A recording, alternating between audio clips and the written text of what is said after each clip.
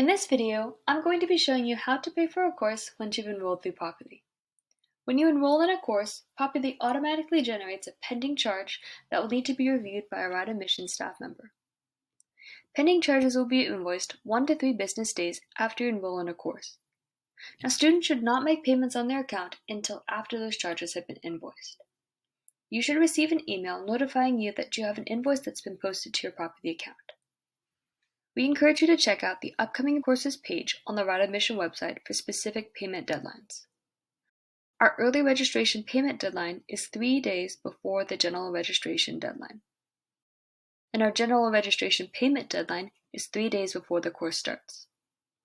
Please note that all students must pay for their invoice courses 3 days before the start of a course to ensure that they are not removed from the course. Now, to make a payment, we're going to first go to the My Profile tab. Then we're going to go to the Financial tab. And lastly, we're going to go to the Financial Dashboard tab. On the right-hand side, there's the Make a Payment button.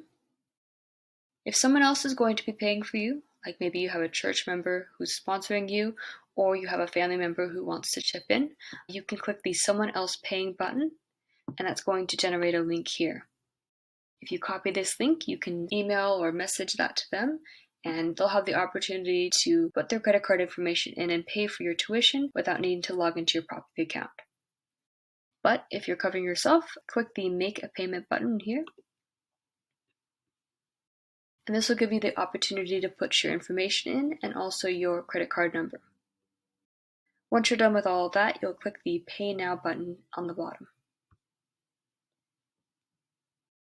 Now, if you want to find your credit card receipt, go to the reference number of the payment you just made and click it.